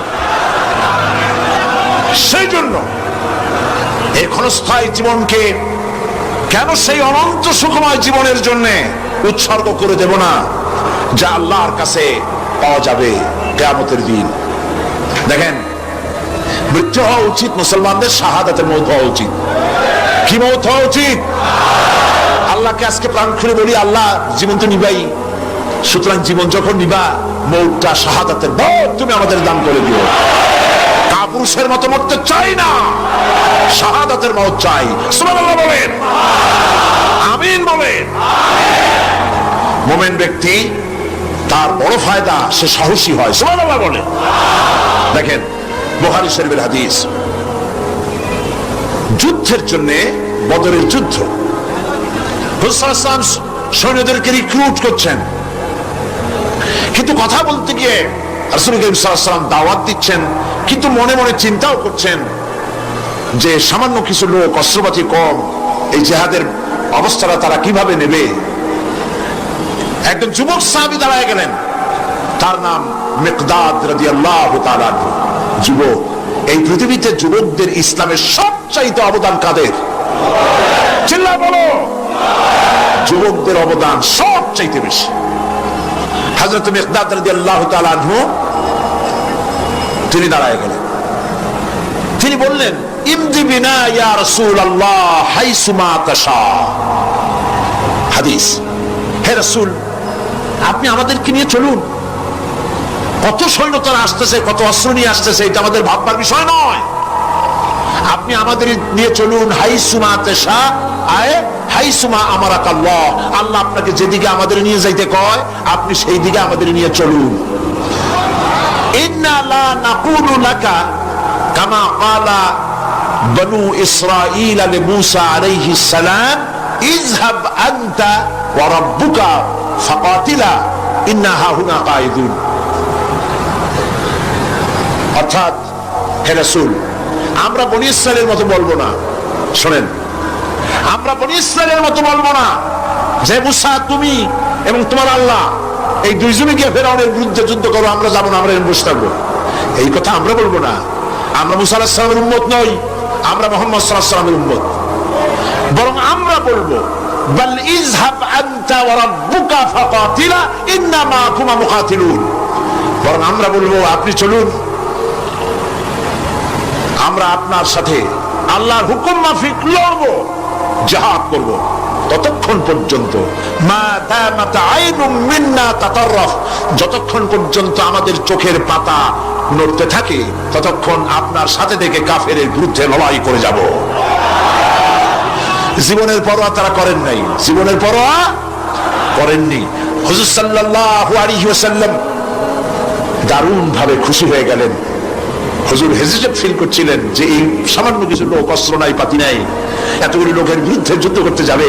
যুবকের মুখে এই কথা শুনে হুজুর দারুণ খুশি হলেন। আল্লাহর নবী বললেন কুমু বিনা ইলা জান্নাতিন জান্নাতুন আরদুহা কারদিস সামাওয়াতি ওয়াল আরদ। ও সাহাবীরা, তোমাদের মনোভাব যখন এই, তোমাদের মানসিকতা যখন এই, চলো আমার সাথে বেহেশতের দিকে, সেই জান্নাতের দিকে যেই জান্নাত আল্লাহর আকাশ আর জমিনের চাইতে অনেক প্রশস্ত। চলো আমার সাথে বেহেশতে, সুবহানাল্লাহ, চলো আমার সাথে জান্নাতে। ফাকামা উমাইর বিন হামাম ওয়া কানা ইয়াকুলু আত-তামার। হযরত উমাইর নামক একজন যুবক দাঁড়ায় গেলেন এবং তিনি হাতে কতগুলি খোরমা ছিল, সেই খোরমাগুলি তিনি চিবোচ্ছিলেন। রাসূলুল্লাহর বক্তৃতা শুনতেছিলেন আর খোরমা চাবাচ্ছিলেন। খোরমা চাবান, বিচিগুলি ফেলে দেন, এভাবে করতেছেন, হাতে কতগুলো খোরমা। হযরতে উমাইর বলছেন অকানা বাহ বাহ, অর্থাৎ আয় আযমাহু আয় আহসানাহু। হে রাসূল, আপনি কি সুন্দর কথা বললেন। আপনার সাথে লড়াই করতে যাব কাফেরদের বিরুদ্ধে, সেই লড়াই করলে এমন বেহেশত পাবো যে বেহেশত হবে আকাশ আর জমিনের চাইতেও প্রশস্ত। তাহলে ওয়াল্লাহি হাত্তা আকুলাহুন্না ইন্নাহা লাহায়াতুন তাবিলা, তাহলে আমার হাতে যে খোরমাগুলি আছে এই সমস্ত খোরমাগুলি খেতে গেলে কিন্তু অনেক সময় লেগে যাবে। এত সময় বেহেশতে যাওয়ার জন্য আমি তো তর সহ্য করতে পারবো না। ফারামাবিহিন্না, হাতের সব খোরমা ভালাই দিলেন, যুদ্ধে ঝাঁপায় পড়লেন। অনেকক্ষণ কাফেরদের বিরুদ্ধে লড়াই করে হযরত উমাইর শাহাদাত বরণ করলেন। রাসূলুল্লাহ তার লাশের কাছে গিয়ে আঙ্গুল দিয়ে ইশারা করে বললেন ইন্নাকা মিন আহলিহা। উমাইর, তুমি যেই বেহেশতে যাওয়ার জন্য খোরমাগুলি খাওয়ার সময় পাচ্ছিলে না, তাড়াতাড়ি করে খোরমাগুলি হাত দিয়ে ফেলে দিয়েছিলে, আমি আল্লাহর রাসূল, আমি সাক্ষী দিচ্ছি অবশ্যই আল্লাহর সেই জান্নাত তোমার জন্য অবধারিত। মুমিন ব্যক্তি সে কখনো মৃত্যুর ভয়ে উদ্দেশ্য হাসিল থেকে চুপ করে বসে থাকে না। সে ভয় করে কেবলমাত্র কাকে? সে মৃত্যুর ভয়। মৃত্যু হবে এবং আমার জন্য বিশ্বাস রাখতে হবে, আমার জন্য যদি কোনো বুলেট এর উপরে আমার নাম লেখা থাকে, পৃথিবীর সমস্ত মানুষ আমাকে পাহারা দিয়ে সেই বুলেট থেকে আমাকে রক্ষা করতে পারবে না।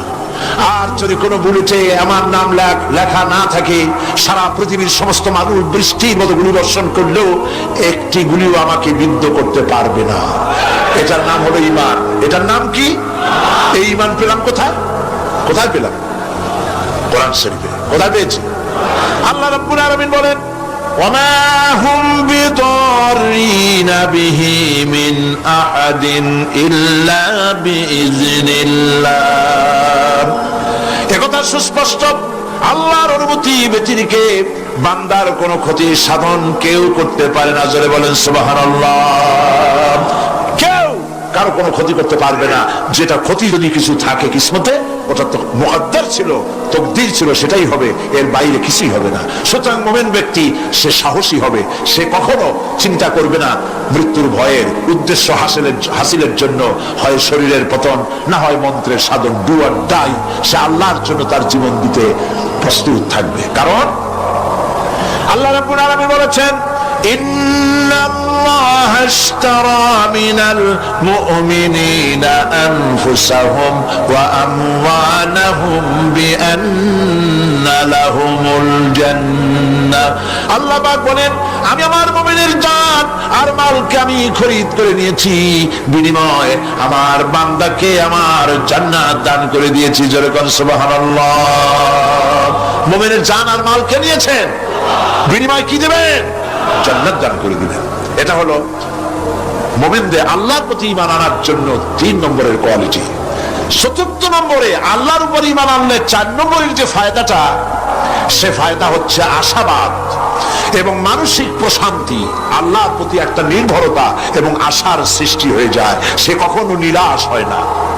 কারণ একটা মানুষ পাপ করলো, চুরি করেছে, ডাকাতি করেছে, জেনা করেছে, হত্যা করেছে, শয়তানি করেছে, বদমাশি করেছে, সব করেছে, এখন শয়তান তাকে ওয়াসওয়াসা দিতে পারে। সেই জন্য আল্লাহ রাব্বুল আলামিন বলেছেন, লা তাকনাতু মির রাহমাতিল্লাহ, বান্দারে আমার রহমত থেকে নিরাশ হয়ে যেও না। আল্লাহর রহমত, বান্দা তোমার গুনাহ কতটুকু? তোমার গুনাহ যদি হয় পাহাড় সমান, আমার রহমত আকাশ সমান। তোমার গুনাহ যদি হয়ে যায় আকাশ সমান, তাহলে আমার রহমত তো আমার আরশে আজিমকে ছাড়াই গেছে। সুবহানাল্লাহ, সুবহানাল্লাহ বলুন। সুতরাং মুমিন বান্দার এই আশা থাকে। গুনাহ মানুষে করেই, গুনাহ করা স্বাভাবিক। আল্লাহ পাক বলেছেন, যে ব্যক্তি গুনাহ করে আর এরপরে আমার কাছে মাফ চায়, আমি তাকে ক্ষমা করে দেই, মাফ করে দিই। সুবহানাল্লাহ। সুতরাং ইমানদার লোকদের আশা হয়, দুরারোগ্য ব্যাধি তাকে ধরেছে, সে হতাশ হবে না, মরে যাওয়ার জন্য প্রতীক্ষায় সে সময় গুনবে না, বরং তার মনের মধ্যে আশার সঞ্চার হবে, আমার রোগ আল্লাহ ভালো করে দিতে পারেন না? আমাদের জাতির পিতা কি নাম কি? হযরত ইব্রাহিম আলাইহিস সালাম। কোরআন শরীফের ভিতরে তার কথা আল্লাহ পাক কোট করে দিয়েছেন। আমাদের জাতির পিতা হযরত ইব্রাহিম আলাইহিস সালাম বলেছেন, আল্লাযী খালাকানি ফাহুয়া ইয়াহদিন। আল্লাহ তিনি আমাকে সৃষ্টি করেছেন, তিনি আমাকে রাস্তা দেখান। ওয়াল্লাযী হুয়া ইউতঈমুনি ওয়া ইয়াসকিন। আর আমি যখন ক্ষুধার্ত হই তিনি আমাকে খাওয়ান, যখন তৃষ্ণার্ত হই তিনি আমাকে পান করান। ওয়া ইযা মারিতু ফাহুয়া ইয়াশফিন।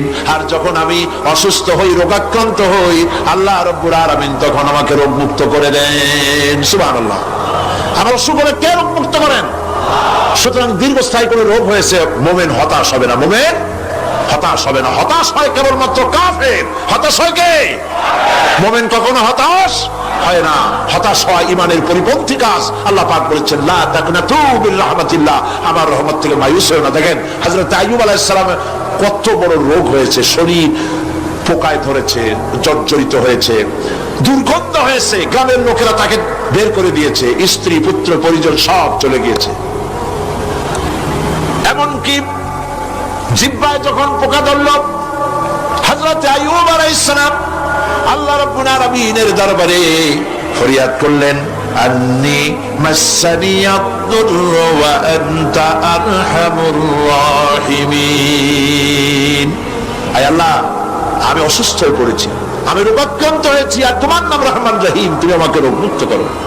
হযরত আইয়ুব আলাইহিস সালাম আল্লাহর দরবারে ফরিয়াদ করলেন, রব্বুল আলামিন সারা শরীরে পোকায় জর্জরিত হয়ে গেছে, এখন আমার জিহ্বায় পোকা ধরেছে, মাবুদ গো আমি তোমার কাছে ফরিয়াদ করি, আমার জিহ্বায় পোকা দিও না, কারণ জিহ্বাটাও যদি নষ্ট হয়ে যায় তাহলে তোমার মতো আল্লাহর জিকির আমি কি দিয়া করব?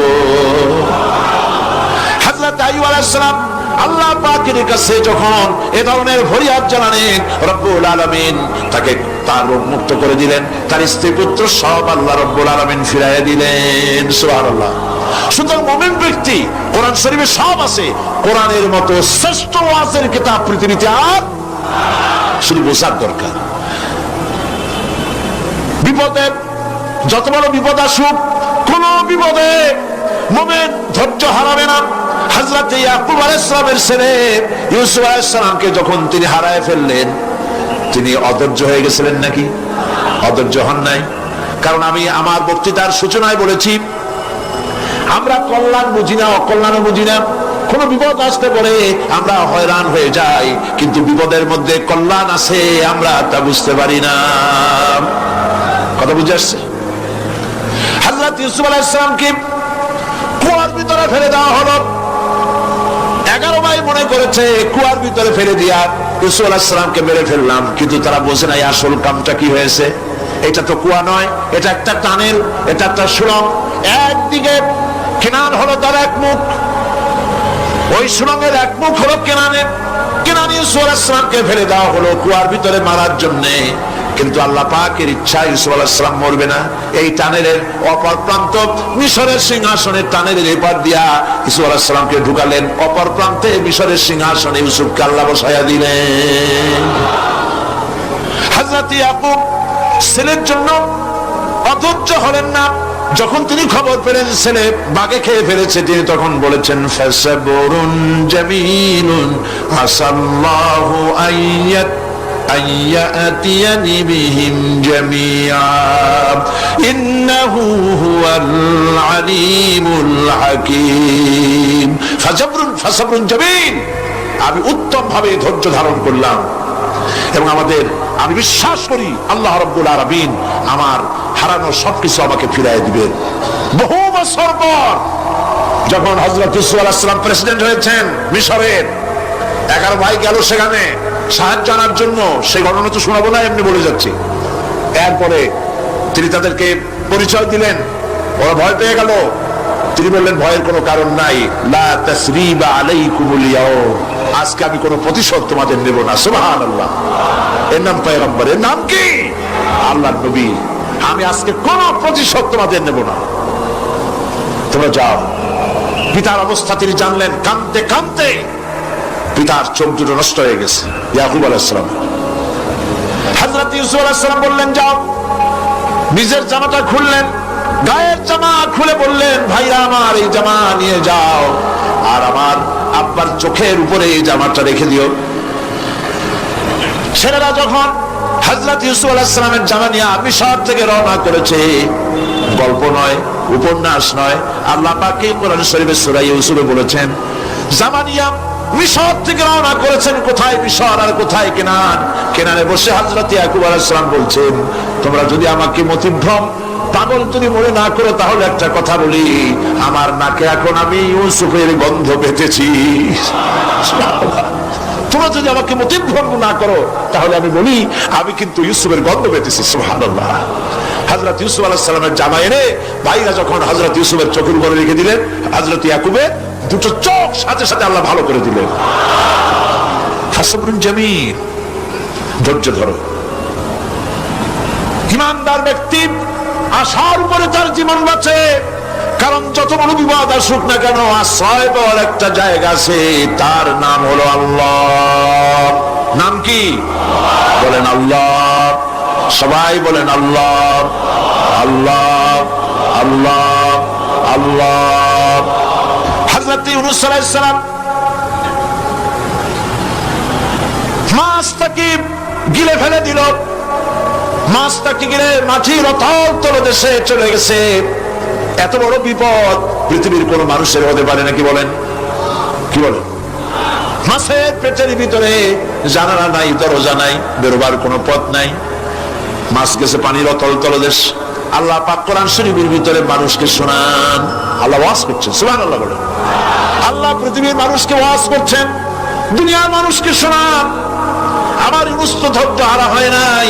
ওয়াযান্নুন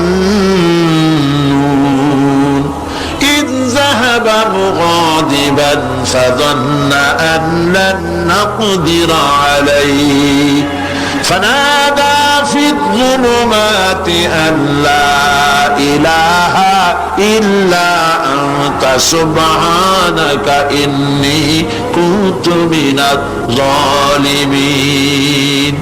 ফানাদা ফিয-যুলুমাত, জামায়ে কাসীর, ত্রিবিধ অন্ধকারের ভেতর থেকে হযরত ইউনূস আলাইহিস সালাম চিৎকার মারলেন। মাছের পেটের অন্ধকার, পানির অন্ধকার, রাতের অন্ধকার, ত্রিবিধ অন্ধকারের ভেতর দিয়ে মাছের পেটের মধ্য দিয়ে ইউনূস আলাইহিস সালাম চিৎকার মারলেন।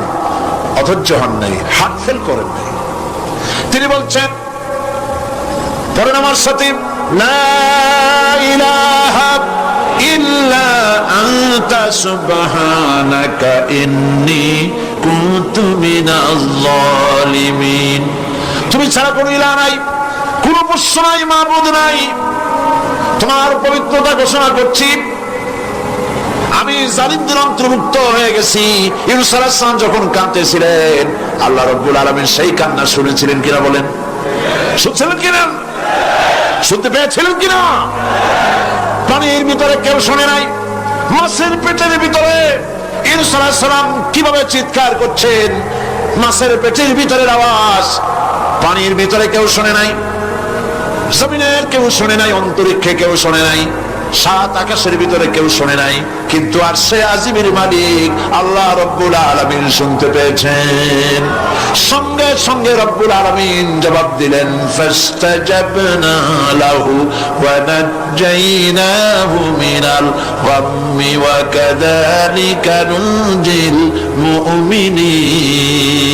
পড়েন, ফাস্তাজাবনা লাহু ওয়া নাজ্জাইনাহু মিনাল গাম্মি ওয়া কাযালিকা নুনজিল মুমিনিন। আমি ইউনূসের ডাকের জবাব দিলাম। কে বলতেছেন? বড় করে বলেন, কে বলছে? আল্লাহ। সুবহানাল্লাহ। আপনারা কি ভয় পাইছেন? ভয় পেয়েছে মুসলমান? আল্লাহ রাব্বুল আলামিন বলেন, আমি আমার ইউনূসের ডাকের জবাব দিলাম। শুধু জবাব দেই নাই, আমি ইউনূসকে তার মাছের পেটের ভিতর থেকে বাঁচাই দিলাম। মাছের পেটের মধ্যে বেদনা শুরু হয়ে গেল, এমন বেদনা হয়েছে মাছ এখন বমি না করে পারে না। কথা বুঝতে পেরেছ? মাছ এখন বমি না করে পারে না, পানির উপরে মাছ ভেসে উঠল।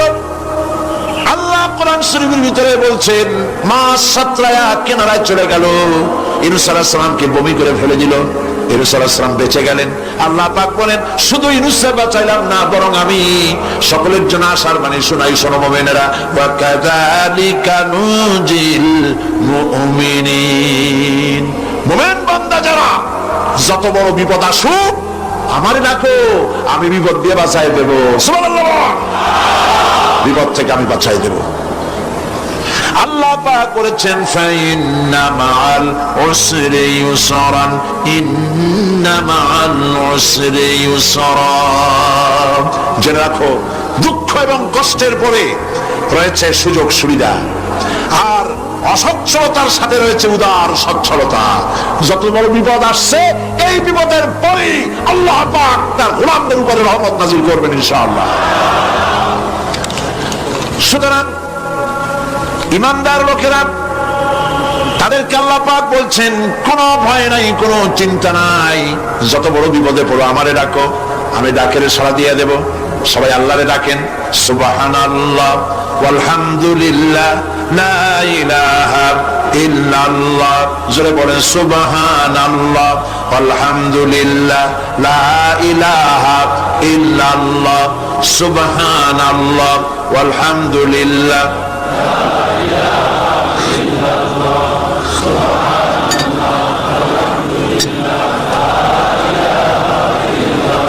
লা ইলাহা ইল্লাল্লাহু মুহাম্মাদুর রাসূলুল্লাহ। আল্লাহর উপরে ঈমান আনলে যত ফায়দা হয়, এত ফায়দা দুনিয়ায় কোথাও নাই। সুবহানাল্লাহ। আল্লাহর উপর ঈমান আনার ৫ম নম্বরে ফায়দা, কত বলছি? 5টা বলছি। আপনাদের অসুবিধা হচ্ছে নাকি? তাড়াতাড়ি শেষ করতেছে। 6টা বলবো, 6টা বলবো, এ হলো ৫ম নম্বর। তারপর আমরা দোয়া করব। দোয়ার দরকার আছে কিনা এই সময়?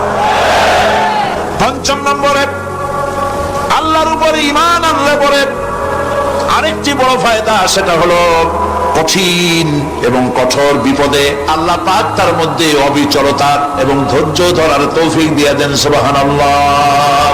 যত বড় বিপদ আসুক, সেই বিপদে, মুসিবতে আল্লাহ পাক মুমিনদেরকে আল্লাহর উপরে নির্ভরতা শিখায় দেন। সুবহানাল্লাহ। কারণ মুমিনদের জানা আছে যে ঈমানদারদের বিপদ নতুন কিছু নয়, একেবারে আদম আলাইহিস সালাম থেকে শুরু হয়ে আসছে, ঠিক কি না? আদম আলাইহিস সালামের বিপদ হয় নাই? আদম আলাইহিস সালামের বিপদ কি? শয়তান। তার বিপদ কি? শয়তান ছিল বিপদ।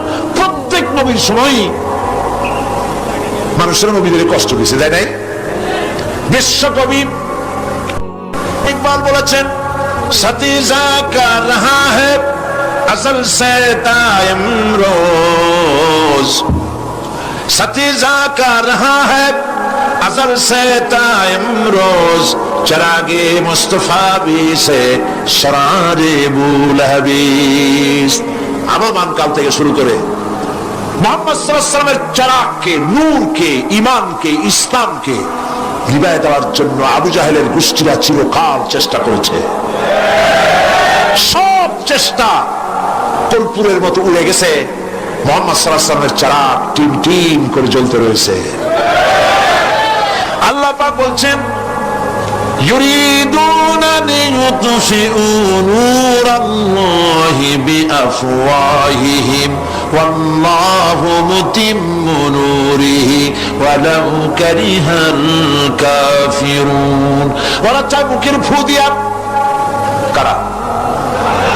কাফেরেরা, ইসলাম সহ্য করতে পারে না যারা, ওরা চায় মুখের ফু দিয়া আমার আলোটাকে নির্বাপিত করে দেবে।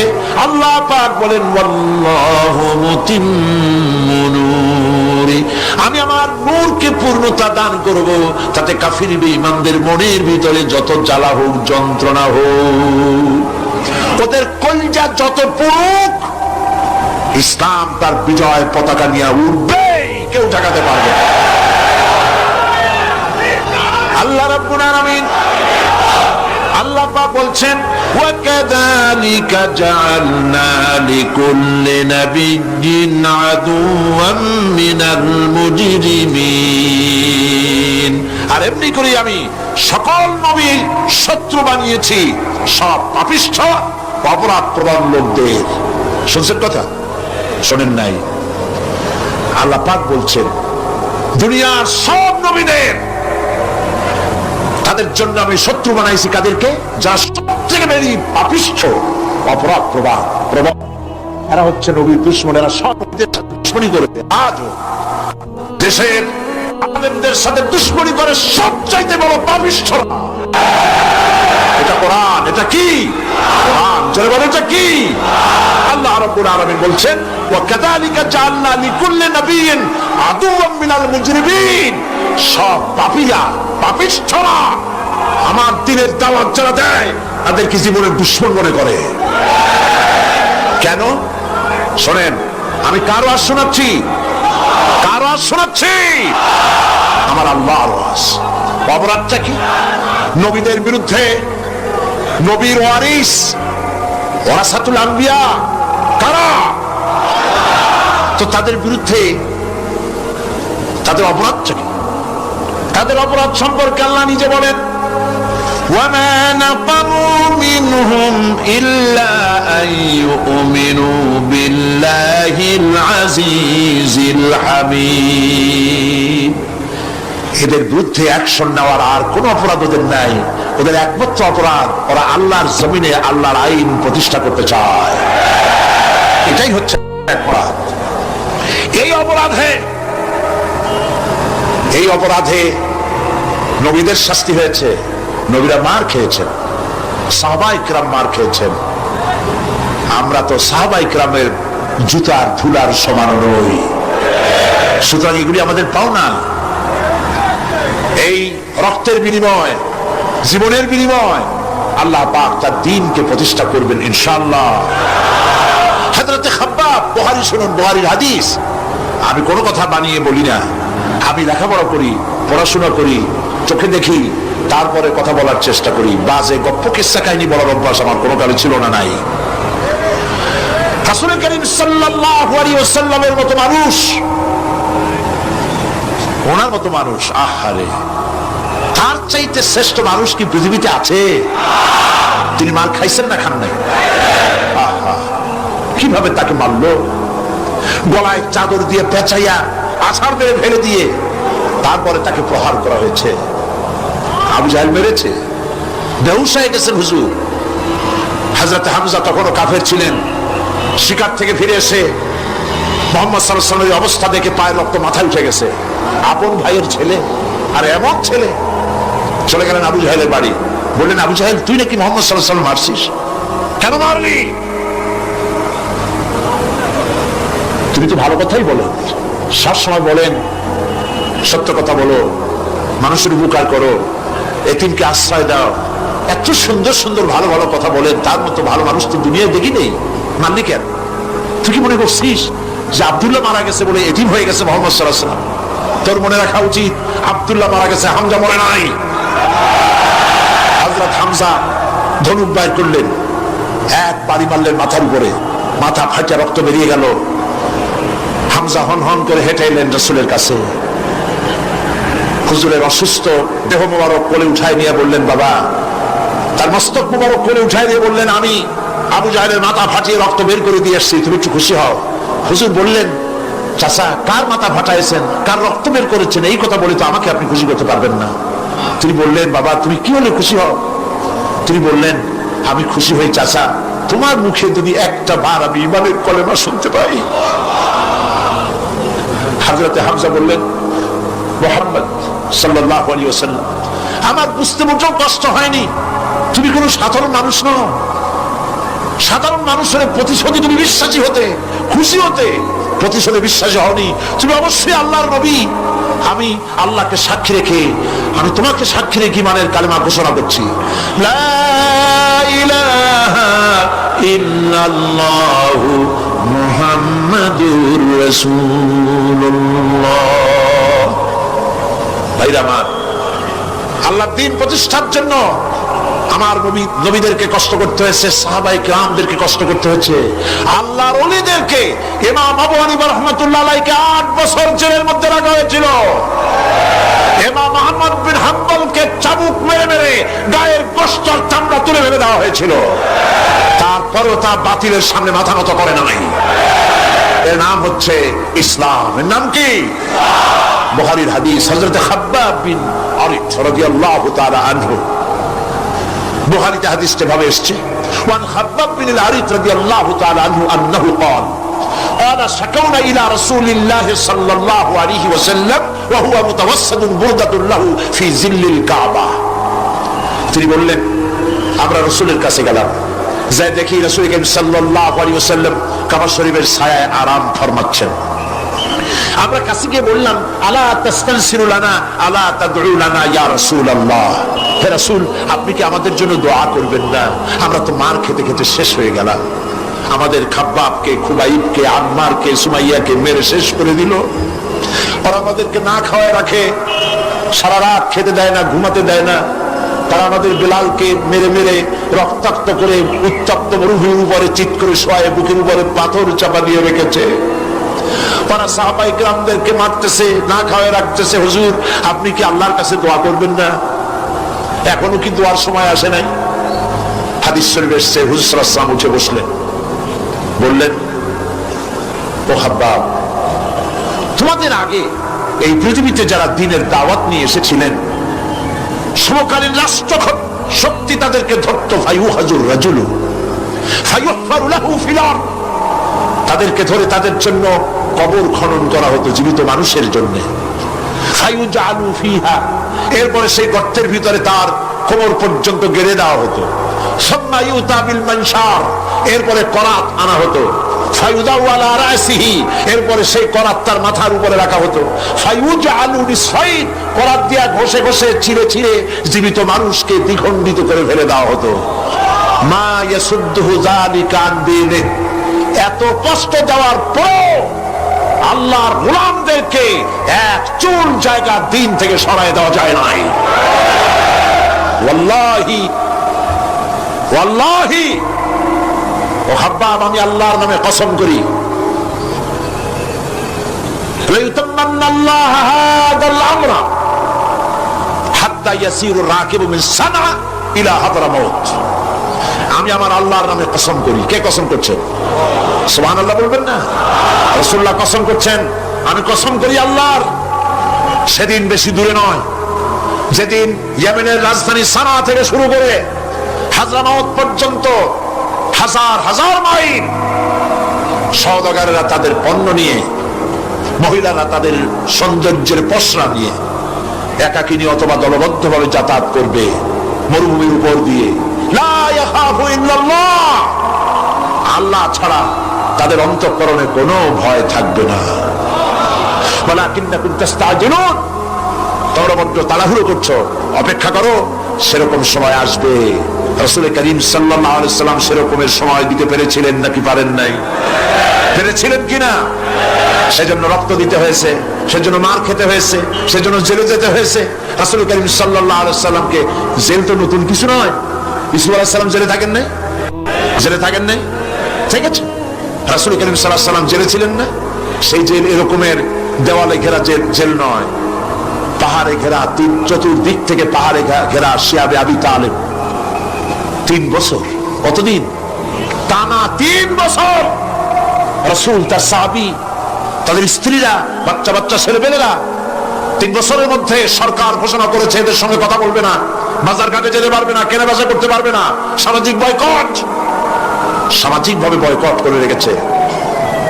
সাথে যা ছিল খাবারগুলি শেষ হয়ে গেছে, তারপরে উট ছিল, ভেড়া ছিল, খাইয়ে শেষ হয়ে গেছে। এরপরে যখন কিছু নাই, উটের চামড়া ভিজাইয়া শুকনা চামড়া ভিজায় খেয়েছে। যুবকেরা ক্ষুধার যন্ত্রণায় বাবলা গাছের পাতাগুলি চাবায় খাইতে গিয়া কাটা ফুটে জিহ্বা থেকে রক্ত পড়েছে।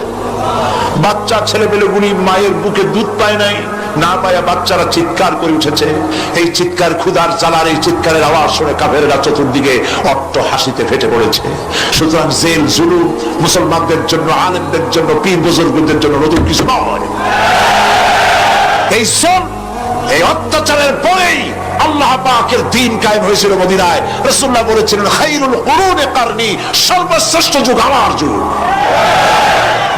বন্ধুগণ, আল্লাহর উপরে ঈমান আনলে মানুষের ভিতরে এ ধরনের অবিচলতা আসে, বিপদে ধৈর্য ধরার হিম্মত পয়দা হয়ে যায়। সুবহানাল্লাহ বলো। মুসা আলাইহিস সালাম কে? মুসা আলাইহিস সালাম কোরআন ওয়াজ করতেছে। সুবহানাল্লাহ বলে। গল্প করতেছি না কোরআন শোনাচ্ছি? গল্প করতেছি না হাদিস শোনাচ্ছি? আল্লাহ রাব্বুল আলামিন বলেন, ফিরআউন মুসা আলাইহিস সালামকে চতুর্দিক থেকে, 3 দিক থেকে ঘেরাও করেছে। একদিকে দরিয়া, 3 দিকে ফিরআউনের সৈন্যরা। কোরআন শরীফে ঘটনায় বলে তুলতেছে, ফালাম্মা তারা আল জামআন ক্বালা আসহাবু মূসা ইন্না লামুদরাকুন। মূসা আলাইহিস সালামের সাথীরা বলছেন, হে মূসা, আমরা তো পাকড়াও হয়ে গেছি, পালাবার কোনো পথ নাই, মরছি। মূসা আলাইহিস সালাম ভয় পাইছিলেন নাকি? ঈমান কারে বলে? হযরত মূসা আলাইহিস সালাম বললেন, কাল্লা ইন্না মা'য়া রাব্বী সায়াহদিন। নিশ্চয় নয়, অবশ্যই নয়, রব্বী সায়াহদিন, আমার প্রভু অবশ্যই, সিন দিয়ে বোঝানো হচ্ছে অবশ্যই আমার রব আমার জন্য রাস্তা করে দেবেন। এর নাম ঈমান। সুবহানাল্লাহ বলেন। এর নাম ঈমান। চতুর্দিক থেকে বিপদ ঘনীভূত, বেরোবার কোন রাস্তা নাই। ওর মধ্য দিয়ে ওমাইয়াত্তাকিল্লাহ ইয়াজআল লাহু মাখরাজা, কোন রাস্তা নাই, চতুর্দিকে অন্ধকার। এরপরে যদি বান্দা আমার উপরে ভয় করে, আমাকে ভালোবাসে, আমাকে ভয় করে, সবর ইখতিয়ার করে, অন্ধকারের ভেতর থেকে, নিশ্চিদ্র অন্ধকারের ভেতর দিয়ে আলোর রশ্মি বের করে মুমিনদের যাওয়ার জন্য রাস্তা করে দেব। মূসা আলাইহিস সালাম বললেন, ভয় পাইও না, আল্লাহ আমাদের পথ তৈরি করে দিবেন। আল্লাহ রাব্বুল আলামিন হযরত মূসা আলাইহিস সালামকে বললেন, হাতের লাঠি দিয়া দরিয়ার উপরে আঘাত করো। মূসা আলাইহিস সালাম আঘাত করলেন। রাস্তা দরকার ছিল একটা। মূসা আলাইহিস সালামের এক আঘাতে রব্বুল আলামিন দরিয়ার ভিতরে মূসা আলাইহিস সালাম এবং তার সাথী সঙ্গীদের পারাপারের জন্য 12টা রাস্তা পয়দা করে দিলেন। গল্প না কোরআন। রাস্তা তৈরি হয়ে গেল 12টা, সব পার হয়ে গেল। ফিরআউন তার দলবল নিয়ে আসছে। আল্লাহ রাব্বুল আলামিন বলেন, ওয়া আনজাইনা মূসা ওয়া মান মাআহু আজমাইন সুম্মা আগরাকনাল আখারিন। মূসা আলাইহিস সালামকে পার করলাম, পিছনে যারা আসতেছিল, কারা আসতেছিল? ফিরআউন। ফিরআউন আসছে তার দলবল নিয়ে। আসে রাস্তা দেখিয়া মনে করছে বাজানের তৈরি করে রাস্তা, দলবল নিয়ে নামছে। দরিয়ার মাঝখানে এলো, আল্লাহ পাক অর্ডার করলেন কুল, ব্যাস রাস্তা বন্ধ হয়ে গেল। রাস্তা কি হয়ে গেল? শুরু হয়ে গেল সুন্নি। পানির ভিতরে চুপড়ি খাচ্ছে, নিচে যায় উপরে ওঠে, পানি খাইতে খাইতে প্যাক ফোটকা মাছের মতো এরকম মোটা হয়ে গেছে, ডুবে ডুবে সব মরছে। এখন ফেরাউন একা, কেউ নাই, ফেরাউন একা। ফেরাউন পানির ভিতরে চুপনি খেতে খেতে তুমানের ভিতর থেকে নাক একটু জাগায় আর বলে আমানতু আন্নাহু লা ইলাহা ইল্লাল্লাযী আমানাত বিহি বানু ইসরাঈল। ও আল্লাহ, তুমি ছাড়া কোনো ইলাহ নাই, আমি ঈমান আনলাম ওই আল্লাহর উপরে। বনি ইসরাঈল ঈমান আনছে যার উপরে, কাজী বনি ইসরাঈলদের পার করে দিয়েছো, আমারও পার করো আল্লাহ, তুমি রক্ষা করো, আমি তো মুসলমান। ওয়া আনা মিনাল মুসলিমিন, আমি তো মুসলমান, কলেমা পড়লাম, তারপরও যুবক কেন?